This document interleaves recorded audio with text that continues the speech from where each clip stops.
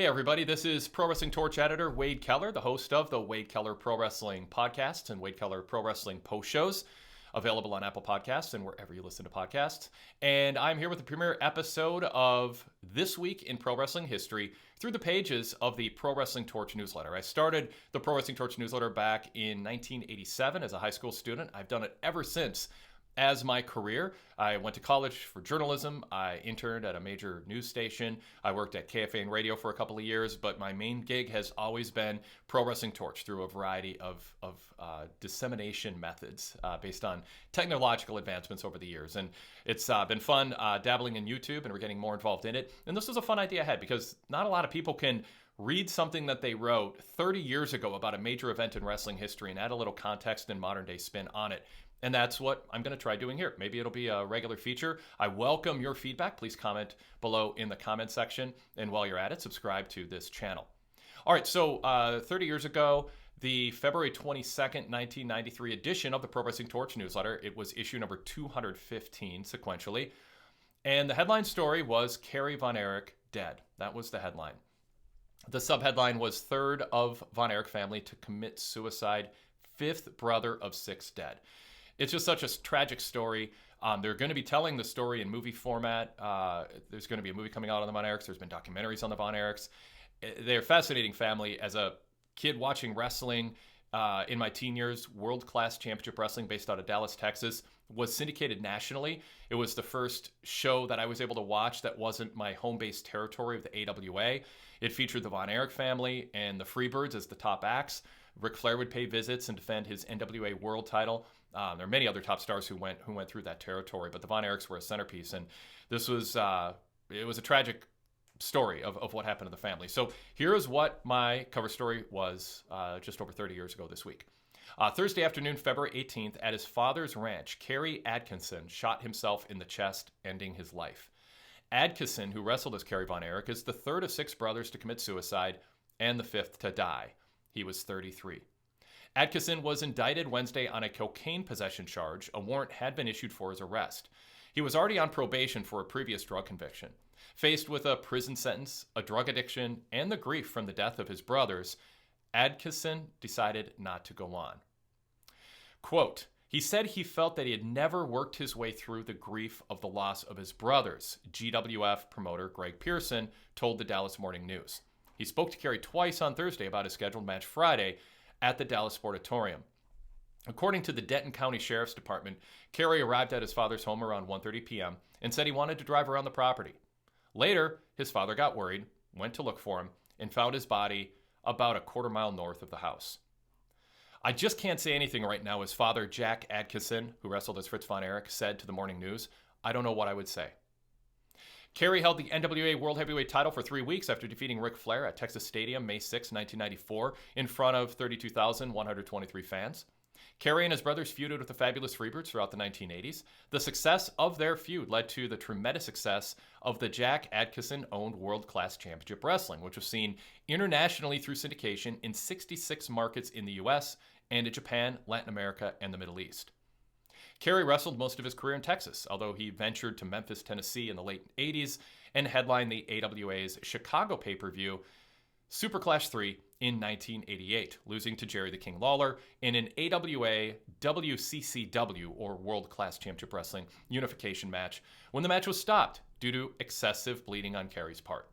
Kerry wrestled for the WWF, holding the WWF Intercontinental title in 1990.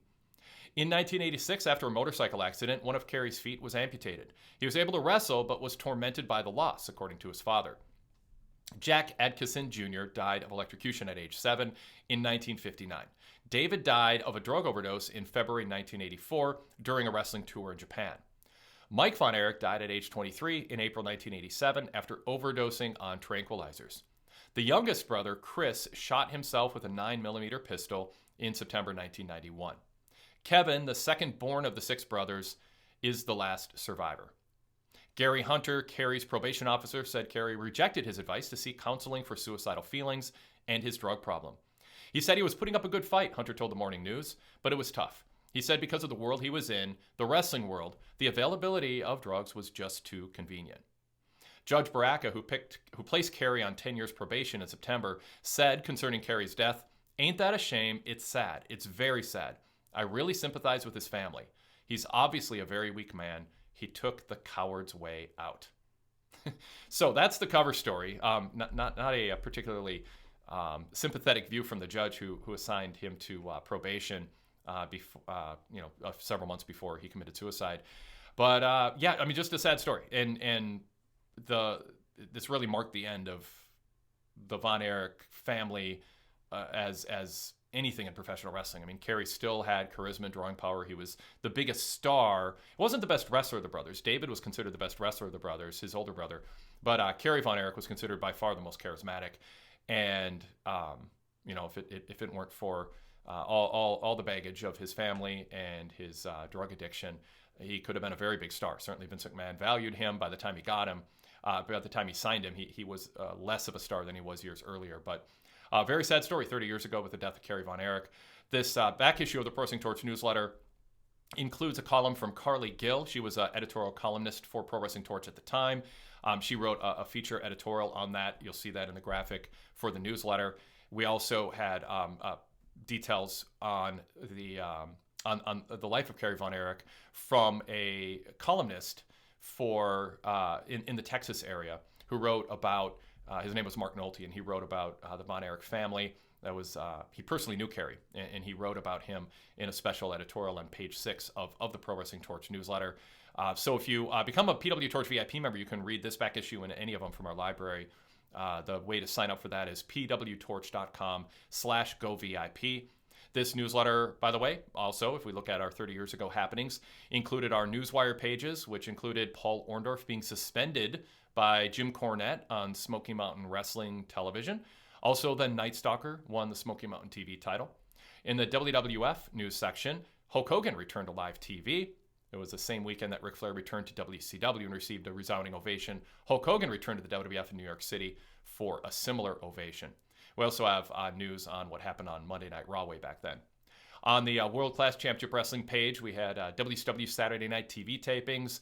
We had news items on William Regal and Paul Orndorff advancing in the TV title tournament that included the Barbarian and Cactus Jack, Mick Foley. We also had news on the USWA with Jerry Lawler beating his own real-life son, Brian Christopher, to retain the USWA title at the Mid-South Coliseum. And Lex Luger returned to Memphis for a USWA broadcast on WMC TV. We also had Global Wrestling Federation news, which included the Kerry Von Erich Memorial airing on parts of that airing on television. And we had our miscellaneous updates with indie show results from all over the country. We had our main live event report section with readers of the Pro Wrestling Torch newsletter sending in detailed reports on what happened at their local house shows. We have reports from a Minneapolis, Minnesota Target Center WWF house show featuring Bret Hart against Bam Bam Bigelow in the main event. Also a Houston, Texas house show at the Sam Houston Coliseum with the WWF main event of Dustin Rhodes against Barry Windham. And we had a report from Hamburg, Germany at Sports Hall with a main event of Bret Hart versus Ric Flair. So it's real fun, I think, reading back over these back issues of the Pro Wrestling Torch newsletter and reading house show reports of what the live events were like for the WWF, WCW, and other groups at that time. There were other features in this newsletter, including my full detailed report on the WCW Super Brawl 3 event, which received 100% thumbs up from our Torch columnists, which included, by the way, Mark Madden, who would go on to fame as a WCW Nitro color commentator. I gave the event an 8.5 and reviewed the show. Our reader poll scored the event an average 7.8, with Sting versus Vader getting the best match votes, 56% voting for that. And Dustin Rhodes against, was it Max Payne? Was it Max Payne at the time? Max Payne. That match got worst vote match, 52% gave that the worst match vote. Also, we had a letters to the editor section with an array of people who had a lot to say about Mark Madden and the Bill Watts, Hank Aaron controversy. And by the way, these letters pages in the Pro Wrestling Torch newsletter have included some big names over the years who wrote in, including then subscriber. This was a few years later in the 90s, but Tony Khan was a Pro Wrestling Torch newsletter subscriber and did write a couple letters to the editor that got published. So it's kind of fun to search for those if you want. So anyway, go VIP and you can read these back issues in their entirety. You can see them in their original layout too, which is really cool on your computer screen or your iPad, because they're like at this era, they were 12-page newsletters with kind of a magazine style format. PWTorch.com/govip is how you sign up. I hope you enjoyed this first edition of This Week in Pro Wrestling Torch History, the 30 years ago cover story. Thanks for joining me. Again, comment below on what you thought of Kerry Von Erich and the Von Erich family, and subscribe and like this video. That certainly helps us, as you well know, as a YouTube viewer. Thank you.